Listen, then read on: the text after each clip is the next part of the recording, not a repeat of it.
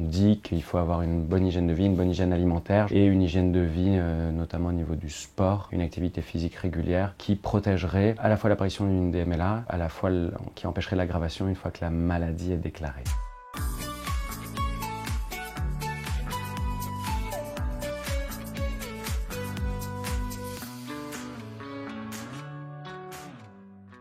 Une forme précoce est considérée comme un facteur de risque, donc on est dans du dépistage. Le patient, il a rien, il vient nous voir, il dit « Ah docteur, est-ce que j'ai une DMLA ?» On va faire le fond d'œil et l'OCT et on va voir s'il a ces fameux drusènes. S'il a ces drusènes, on sait qu'il est beaucoup plus à risque de développer une DMLA déclarée. Je dis vraiment ça, je fais le distinguo parce que les Américains, ils disent vraiment DMLA précoce. Et quand on dit DMLA aux gens, c'est une source d'angoisse tellement importante que moi j'évite d'utiliser ce terme. Nous, on parle de MLA, c'est vraiment la forme avant. Une fois qu'on a la forme sèche, ça, il n'y a pas de traitement, mais il y a beaucoup de recherches dessus. Pareil avec des injections, des molécules qui ralentiraient l'évolution de la progression des patchs d'atrophie dont je vous parlais, qui s'étendent sur des années. Et la forme exudative, donc ce sont les injections intravitrènes, les piqûres dans les yeux. Il y a des traitements associés aussi à tout ça, parce que ça c'est le traitement purement médical, mais il y a évidemment une prise en charge psychologique, parfois sociale, qu'il ne faut pas oublier. Faire le lien avec le médecin traitant, c'est très important parce que c'est une maladie chronique, ça c'est le premier truc à dire qui est aussi important. Les gens, ils vont vivre avec ça toute la vie, on n'en guérit pas, c'est une maladie chronique. Un truc qui est important quand c'est très avancé, c'est la rééducation basse vision, c'est-à-dire qu'on va apprendre quand le champ visuel est très abîmé au centre, à utiliser le champ visuel périphérique pour que les gens aient un maximum d'autonomie, et ça se fait avec des orthoptistes spécialisés,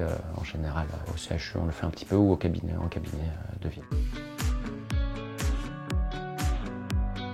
Il y a beaucoup de recherches sur le sujet. Le seul traitement qu'on connaît de la DMLA, c'est sur la forme humide, et ce sont les injections intravitrènes, donc ce sont des injections qu'on réalise directement dans l'œil. Ça fait que 10 ans, entre guillemets, que ça existe, et ça c'est une grosse source d'angoisse pour les patients aussi de se faire piquer directement l'œil. Il faut bien préciser que ça fait pas mal, il n'y a pas de douleur. C'est surtout une charge thérapeutique très lourde parce que c'est des injections qu'on va réaliser très souvent, parfois tous les mois pendant plusieurs années, et la recherche avance énormément sur le sujet parce qu'on n'avait que 2 molécules, grosso modo, disponibles pour la DMLA, et depuis un an et demi, on a 3 autres nouvelles molécules qui arrivent, et beaucoup d'autres formes de traitement, notamment des formes retard, qui vont pouvoir diffuser ces molécules pendant un an et demi, ce qui éviterait d'avoir aux patients de venir tous les mois se faire injecter parce que c'est un peu lourd, et des formes de thérapie génique où on va injecter des produits sous la rétine qui vont activer des cellules de la rétine et qui vont reproduire la molécule utilisée pour contrer cette forme humide, cette forme exudative.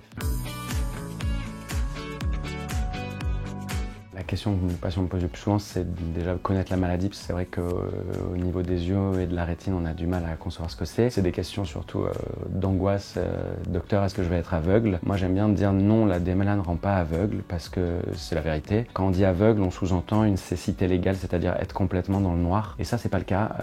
La DMLA, ça peut rendre malvoyant, ça peut à terme complètement amputer la vision centrale, donc on reconnaît plus les visages, on peut plus lire, on peut plus écrire, on a du mal à se déplacer dans la rue, mais on a du champ visuel périphérique qui reste, et donc on garde une certaine autonomie qu'on s'attache à garder le plus longtemps possible et à utiliser. Donc en fait on est capable encore de vivre de façon autonome et un peu seul. Il y a des gens qui arrivent à se faire à manger, il y a des gens qui arrivent à se déplacer en apprenant et utilisant leur champ visuel périphérique.